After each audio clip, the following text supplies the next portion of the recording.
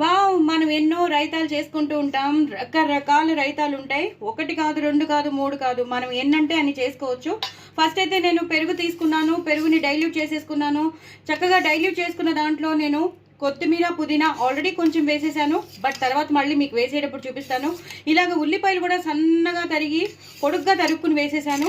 ఇప్పుడు నేను క్యారెట్, అలాగే పచ్చిమిర్చి, అలాగే ఉల్లిపాయలు, కొత్తిమీర, పుదీనా అవి గ్రైండ్ చేసినది ఇలా వేసేస్తాను. సో డిఫరెన్స్ ఏంటంటే నేను ఈ మాట క్యారెట్ని వేస్తాను. కచ్చాబిచ్చాగా వేసుకోవాలి మనం, ఇలా కాదు. సో కచ్చాబిచ్చాగా వేసుకుంటే ఏమవుతుందంటే ఇలా మనకి కోర్స్గా వచ్చేస్తుంది.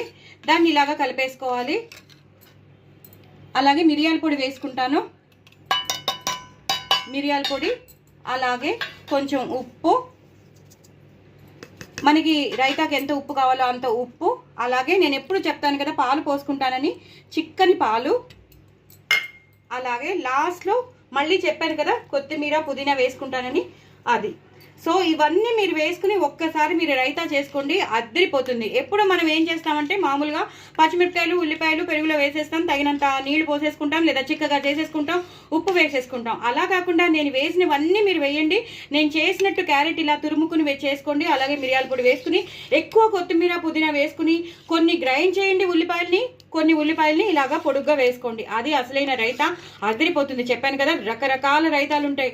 మరి ఈ రైతాని మీరు వదిలిపెడతారా? వదిలిపెట్టారు కదా, చేసుకుంటారు కదా. ఇది చాలా చాలా డిఫరెంట్ రైతా. తప్పకుండా చేసుకోండి, ఎంజాయ్ చేయండి. ఎన్నో ఎన్నో మీకు చూపిస్తాను, ఎన్నో ఎన్నో వస్తూనే ఉంటాయి. చాలా డిఫరెంట్ రైతా. మీరు ఎప్పుడు ట్రై చేసి ఉండరు. ట్రై చేయకపోతే మాత్రం తప్పకుండా ట్రై చేయండి. చాలా చాలా టేస్టీగా ఉంటుంది. నా ఛానల్ మాత్రం సబ్స్క్రైబ్ చేసుకోవడం అసలు అసలు అసలు అసలు మర్చిపోద్దు. బాయ్ అండి.